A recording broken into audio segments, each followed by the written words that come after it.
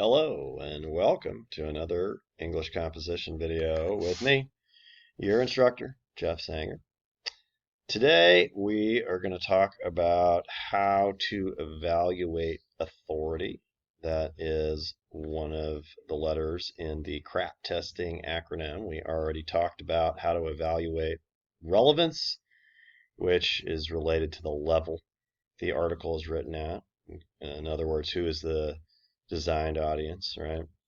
That was the previous video, but now we're going to talk about authority. So we've got 3 new articles here. Well, one new one, and then 2 of the ones from the previous page. And you were supposed to evaluate which is the most authoritative.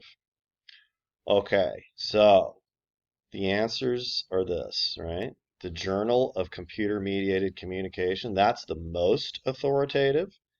LA Times is like a medium level authority, and Eagle Media is the lowest level authority.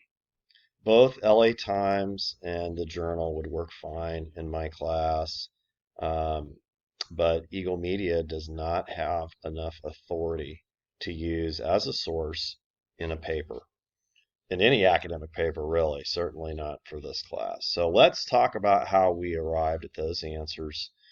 Okay, let's look at the Journal of Computer-Mediated Communication first.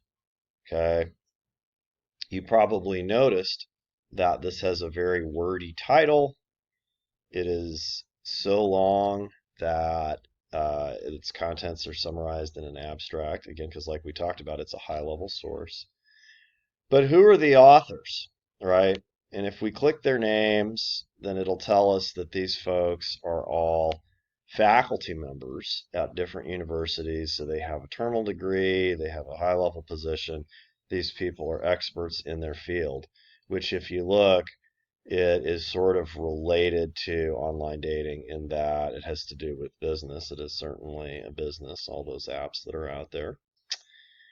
So that makes them having a very high level of authority, a higher level of authority than the journalist in the LA Times article. She has a medium level, right? But she doesn't have a terminal degree, a PhD like these folks do, and all this experience and research.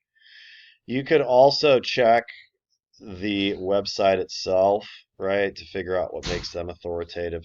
This is important because you're going to come across articles that are by the editorial board, or it's just not going to have a named author. And then the only way to evaluate the authority of the source is to check the website itself. And so if I click on the name of the journal, then it's going to tell me things about the journal, right? I'm not finding a lot here that helps me. So you see me scrolling down and I'm like, okay, let's go to their about page. Let's find out what this is. Is this just some guy's blog? No, it's an academic journal. It's a scholarly journal. It focuses on social science research. It's the official journal of this International Communication Association and has been for over 20 years. Clearly, it is an authoritative source. These are facts that demonstrate it's a very high level authority. Okay, so let's look at the LA Times article, right? So Amina Khan used to be a science writer for them. Okay, so journalists are considered to be generalists, right? So they have credibility to write about a lot of different kinds of topics. She specializes in science, which is indeed related to this scientific study about online dating, right? So she's got at least a bachelor's degree to be a journalist, maybe a master's. So she clearly does not have as much authority as the authors of the journal, but she definitely has some enough to use in, one of your papers in my class. Okay, if we couldn't find anything about her, we could have checked the LA Times. And if I click them, oh, now it takes me to the front page, which doesn't tell me anything about them. But what could I do? I could type about LA Times. Right, because if you find an article by the editorial board, how do you tell if they're authoritative? Well, we got to look at who is the LA Times. All right, they got 40 million visitors to the site every month, largest city daily paper in the country. And they've been around for over 120 years, over 143 years. Clearly, they have a high level of authority. These folks are going to have high journalistic standards. This is not just, some website that somebody set up 2 months ago to get money with clicks. Okay. So they've definitely got some authority as well. Again, not as much as this, but a good bit for what they are for a media outlet. Okay.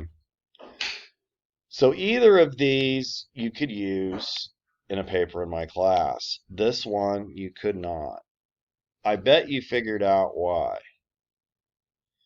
The topic is about dating in high school, which is interesting. We could imagine maybe the LA Times might cover a topic like that. But however, when you start to investigate, you say, who wrote this thing? And you look for the byline. Okay, she's a staff member. Let's find out what other things she's written. Cooking up money for prom. That's interesting. The more you look diving into districts, this looks like a school swim team article. So the more you look at this, you realize this is a high school student and this is a high school newspaper. If you weren't sure, you could click on the top here and go to About Us. And maybe that will tell us some things. Let's see what their policies say. Ah, yes, it's published by the student news staff at Lake Ridge High School. Okay. So these folks, I'm sure they work hard on this little paper. I'm not being negative about it, but they have less authority than you do as a college student, right? You wouldn't want to use a college newspaper either that is published by students, because that would be someone that has the same level of authority as you. This paper has less authority than you, right? A college newspaper would have the same authority as you. And that is not what you want to cite in research. You want to cite people who have more authority than you, whether that is the LA Times or academic journals. You do not want to cite articles that have the same or less authority than you personally, right? Because when you cite authoritative sources, it demonstrates to the reader that you know what you're doing, that your research is credible, trustworthy, and worth reading. So that's the answers about how to evaluate authority. It's worth noting I found all these just based on the first page of Google search results. So this is instructive.